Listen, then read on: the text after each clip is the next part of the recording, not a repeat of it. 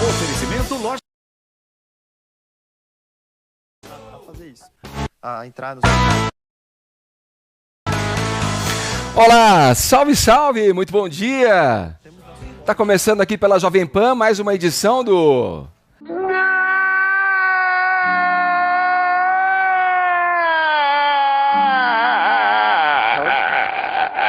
A nossa revista radiofônica, a nossa revista multiplataforma da Jovem Pan. Muito bom tê-los conosco em mais essa manhã. Senhoras e senhores, o Morning Show está de volta à programação da Rádio Jovem Pan, na Panflix também a gente está no ar e no YouTube. A gente veio aqui para explicar e não para confundir, tá bom?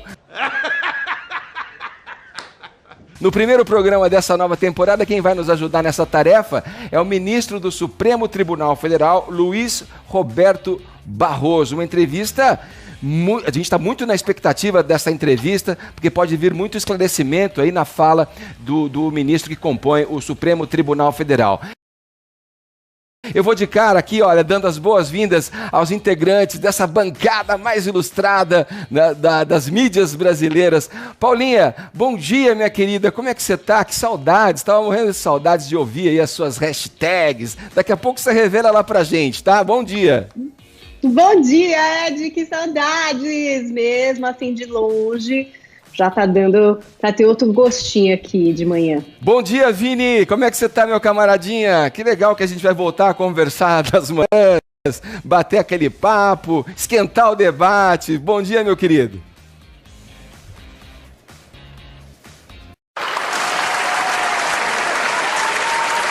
O Vini, olha lá, ó. Tá me olhando. Enquanto ele me olha, eu vou dar um bom dia pro Adriles. Congelou. Adriles, tudo bem, meu querido? Bom ter você de volta aqui para os nossos debates acalorados. Tudo ótimo, Edgar. Sentiu minha falta nessa pandemia isolacionista? Senti muita falta, causa? Mas eu pude compensá-la com os seus brilhantes poemas, Adriles. Muitíssimo obrigado, meu querido. Na poesia a gente converge. Na poesia a gente converge. Legal estar de volta e poder debater com você durante essas manhãs, ouvir os comentários, ouvir os especialistas. Os nossos convidados certamente vão estar aqui também presentes na programação do Morning Show para debater os temas mais caros e repercutir as notícias do Brasil nesse momento. Tá me ouvindo agora, Vini, para dar um bom dia, meu camarada?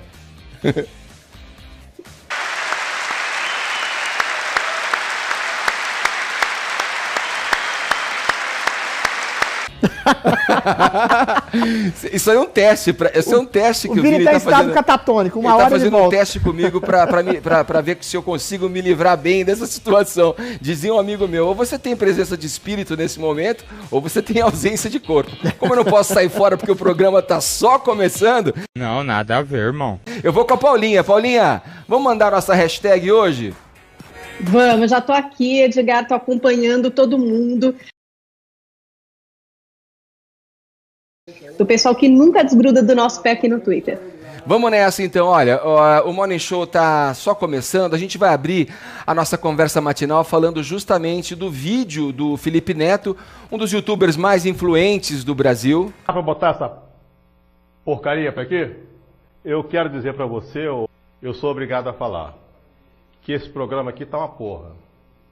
A Paulinha tem detalhes pra gente do que foi falado especificamente pelo Felipe Neto, mas ele tem algo em torno de quase 12 milhões de seguidores no Twitter. Paulinha, conta pra gente como é que repercutiu essa fala do Felipe Neto nas redes e fora das redes. Então, Ed, o Felipe Neto continuou não sendo eleitor do PT até hoje, mas estudei mais a fundo e aprendi muita coisa, principalmente sobre o mantra mais razão, menos emoção. Jamais escolheria qualquer político alinhado com a filosofia de Bolsonaro, sob nenhuma hipótese, qualquer que fosse o adversário. Então, tá aí um pouco da repercussão para o próprio Felipe Neto. A Maria Rita, a cantora, chegou a ir lá no vídeo dele e questionar o seguinte, ó. A minha pergunta é, esses grandes nomes entendem de verdade o que significa ameaçar o STF e o Congresso Nacional? Não estou tentando justificar, estou apontando que talvez o buraco seja bem mais embaixo. E o Felipe foi lá e disse assim, ó, se não entendem, estão falhando em sua obrigação básica. compreender a responsabilidade que vem junto de ter o poder de influenciar milhões de pessoas. E vocês, queridos, estão com o Felipe Neto nessa? Olha, bom, é uma voz, como você disse, e a gente, né, na introdução desse assunto aqui no Morning Show, falei, é uma voz influente no meio. Não, nada a ver, irmão. Ele tem milhões de seguidores, né? É um rapaz que tem essa trajetória que você trouxe pra gente de uma forma sintetizada, né? Nas mídias sociais, de uma força muito grande, e fala com o público. Adriles, vou trocar já essa ideia com você.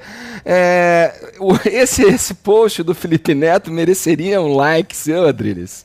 Merece 100 mil dislikes. É impressionante o narcisismo ególatra desse rapaz, que acha que não ser seguido por ele, Felipe Neto, já é uma condenação. A gente tem que rever, e eu acho que o Felipe Neto não sabe exatamente o verdadeiro significado do termo fascismo. Fascismo, grosso modo, para a gente entender, é quando o Estado atomiza o cidadão e quando o cidadão não tem sequer o pressuposto da liberdade de exercer sua liberdade de expressão em nome da verdade absoluta de um Estado. A gente pode transpor esse conceito de fascismo hoje exatamente para um tipo de pseudo-progressismo caricato, de boutique, que é encampado pelo senhor Felipe Neto, né?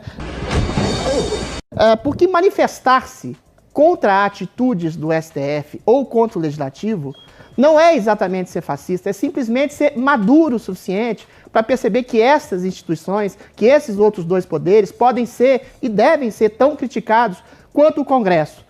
Quando o presidente vai nessas manifestações, que eu acho que também é um equívoco do ponto de vista de estratégia político, ele diz de maneira muito aberta, Edgar, em democracia e liberdade. Você pode até achar turva a maneira com que o presidente defende democracia e liberdade, mas nunca pode acusá-lo de fascismo quando ele fala em democracia e liberdade. Adriles. Isso começou, Edgar, desde o ele não, que xingava e impunha exatamente uma decisão às pessoas, que ofendia as pessoas por optarem a um candidato que eles reputavam fascista. Eu vou concordar plenamente que havia realmente nessas manifestações, por exemplo, contra o STF e contra o Congresso, pessoas que pediam pelo AI-5, pediam pela ditadura, pediam pela queda Esse é um ponto que eu quero saber de você. Mas eventualmente eram minorias. Você não pode estabelecer toda a hegemonia, toda a totalidade do movimento pelas exceções e colocar a exceção como regra, porque isso é uma regra de uma esquerda que é a verdadeiro fascismo, fascismo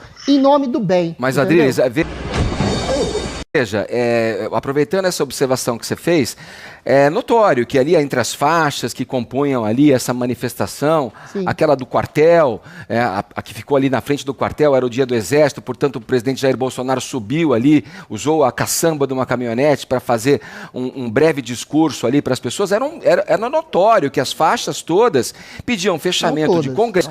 Mas a maioria delas pedia fechamento de Congresso, uma minoria. pedia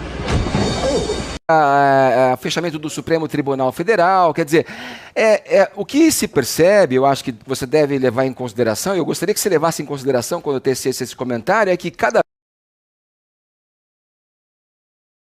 que fogem do código do Estado Democrático de Direito. Edgar, você não concorda com isso? O equilíbrio entre os três poderes não quer dizer conveniência, não quer dizer conluio, não quer dizer paz. Ele pode pressupor, inclusive deve pressupor, um certo conflito entre os três poderes que devem se fiscalizar.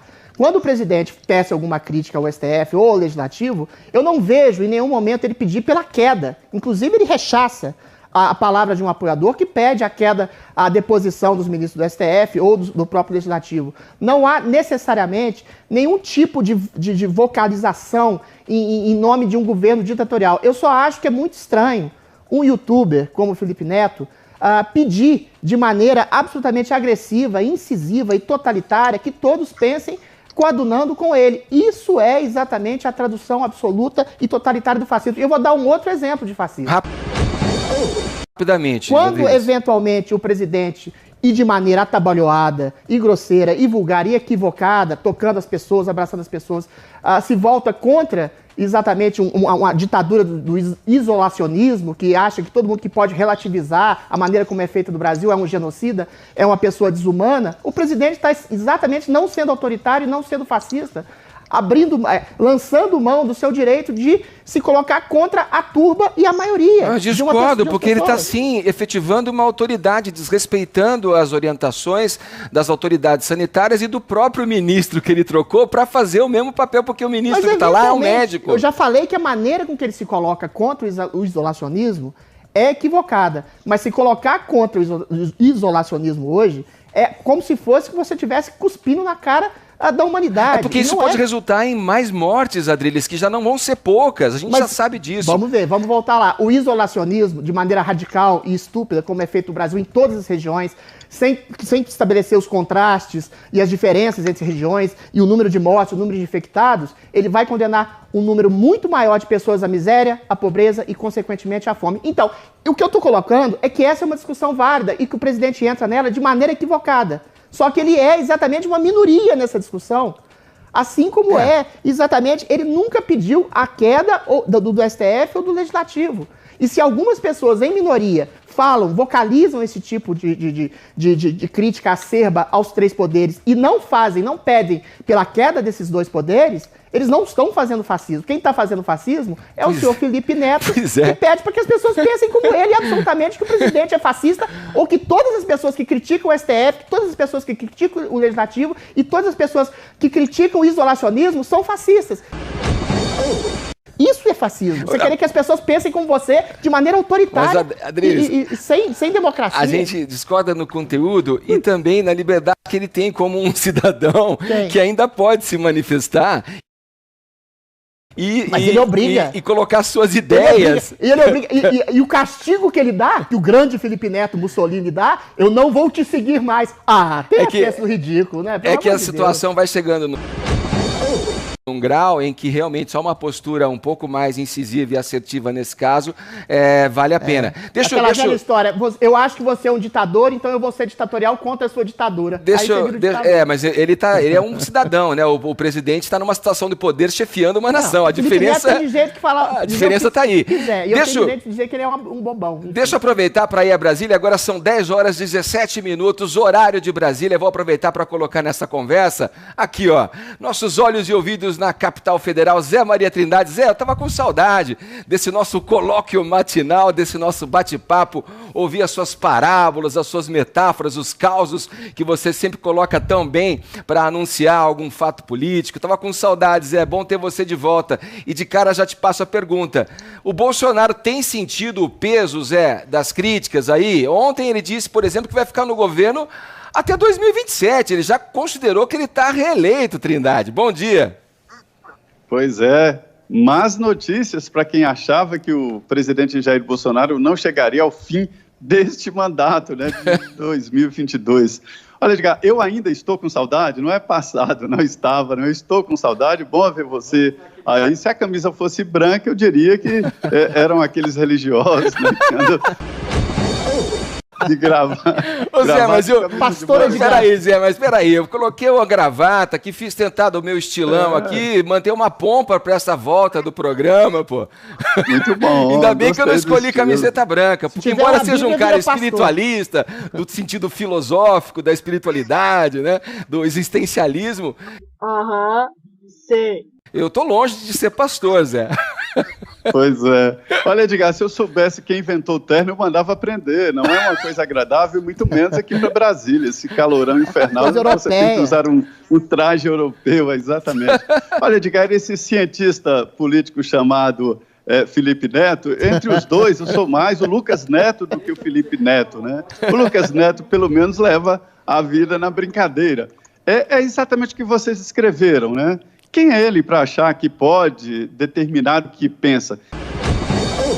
Eu admito que aqui existam o que eu chamo de petistas bolsonaristas. Eles ficam vagando aqui pela esplanada com a bandeira nas costas e tal, exagerando nas cores e defendendo uma situação que nem os petistas mais radicais faziam no tempo do PT no governo. Agora, o presidente Jair Bolsonaro, na minha opinião, tinha que ter um GC. GC é essa frasezinha que fica aqui embaixo da tela. Toda vez que o presidente falasse, aí vem o GC. Atenção, esta frase contém ironia. E é isso. O presidente foi provocado, na porta do Palácio da Alvorada, Sim. enquanto davam um autógrafo. Você sabe que homem tem dificuldade de fazer duas coisas ao mesmo tempo, dar autógrafo ou pensa, né? E aí ele saiu com essa, perguntou, a democracia exige a sua renúncia? E aí ele disse, vai queimar a língua de quem pensa isso, né? Deixarei o mandato em 2027, janeiro de 2027. Ou seja, pela primeira vez, um presidente já no primeiro ano de governo diz que vai ser candidato e mais ainda, tem certeza de que será reeleito. Mas olha, Edgar, eu jogaria isso por conta da tal ironia. Ô Zé, mas você mesmo, agora eu vou te devolver uma provocação, você mesmo sempre falou, e eu aprendi com você, que esse tempo ainda para a próxima eleição é uma eternidade na política, Zé. Na verdade, quando eu falei, eu tentei decifrar ali a mente difícil de ser decifrada do presidente Jair Bolsonaro, dizendo que ele falou sobre isso de ironia. Só pode ser ironia. Edgar, é isso mesmo, tem muito tempo, é muita variável. É uma equação difícil de ser fechada agora e difícil de ser fechada até no futuro. O presidente Jair Bolsonaro e o seu grupo lutam ali por manter uns 30% ali de bolsonaristas. E aí garante que ele vá ao segundo turno em 2022 e que o PT também vá ao segundo turno. E aí, fazem os cálculos, ele ganharia de novo, repetiria as eleições e eu acho que até o Felipe votaria no presidente Jair Bolsonaro se fosse essa situação. Mas veja bem, é muito difícil. Há uma luta ali do PSDB, do DEM e de outros, tentando abrir o que eles chamam de avenida do meio, né, do centro. Mas ainda não é viável essa avenida, porque não apareceu um nome, não apareceu um discurso. Pode ser o Sérgio Moro, pode ser outro. Mas a minha ideia é esta mesmo, é de que, primeiro, está muito distante. Danou-se. Muito distante, foi o que o Zé tentou dizer pra gente. Teve uma interrupção aí eu concordo no nosso plenamente sinal. com você e com o Zé em relação à postura absolutamente equivocada do presidente, mas é uma postura equivocada que reverbera inclusive nos defensores do isolacionismo que ficam tomando vinhos caros e queijos nobres dentro das suas respectivas casas. Exatamente, também é uma zombaria as pessoas mais pobres que não podem ficar em casa. Então acho que tem muita gente responsável nessa história toda. Olha só para esclarecer, ficou ali na última fala do Zé, a gente teve uma interrupção, mas o que ele diz é que assim, é muito tempo mesmo, até a próxima eleição, muita água vai passar embaixo dessa ponte aí. Vamos girar o assunto, olha só, porque hoje em São Paulo há uma mudança no rodízio municipal de veículos.